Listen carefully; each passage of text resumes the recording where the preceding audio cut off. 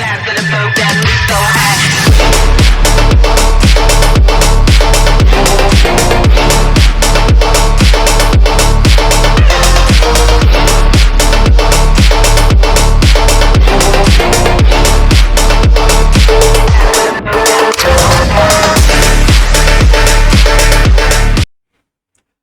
Okay, hi guys, let's make a plan. तो basically 400 point का एक गैप डाउन खुला कल, ठीक है। तो एक ही गैप डाउन ने से बिल्कुल नेगेटिव रीजन में पहुंचा दिया, बिल्कुल नेगेटिव रीजन में पहुंचा दिया। उसके बाद ये इसने ऑलमोस्ट 400 पॉइंट की नीचे की रैली कर दी, ठीक है। कल का दिन ऑलमोस्ट मुझे मतलब एक न्यूज़ ड्रिवन डे लगा, क्योंकि इतना गैप डाउन के बाद 400 पॉइंट के गैप डाउन के बाद 400 पॉइंट की रैलीज हो जाए, ठीक है। तो ऐसे कोई मतलब इवेंट कुछ होते हैं उसी पॉइंट पे होता है, जैसे वो HDFC का जो रिजाइन कर दिया था उसमें मे बी उसके ऊपर ये हुआ है। तो आज का प्लान क्या होगा? आज का प्लान सिंपल है, देखो इसके ऊपर, ठीक है, ही पॉजिटिव मैं कंसीडर करूंगा। अगर नेगेटिव बनता है इसके ऊपर तो उसे सेफली खेला जाएगा, ऐसे नहीं लिया जाएगा। इसके नीचे इस एरिया तक इजी नेगेटिव डे है, नेगेटिव अज्यूम करके नेगेटिव ट्रेड लूंगा। इस एरिया में पॉजिटिव बनता है, पॉजिटिव को इग्नोर कर दूंगा, नेगेटिव ट्रेड का वेट करूंगा। यहाँ कहीं पे नेगेटिव बनता है, मुश्किल होगा ट्रेड करना। यहाँ पे पॉजिटिव बनता है, इजी होगा ट्रेड करना, आराम से ले लूंगा ऊपर का। Thank you.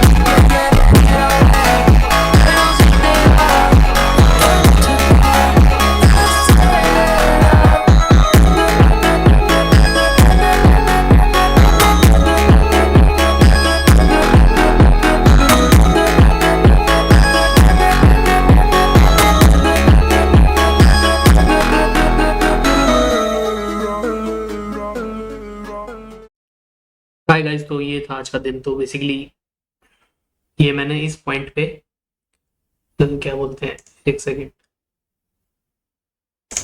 ये इस कैंडल पे आके मैंने ये टारगेट को बुक कर लिया अपना।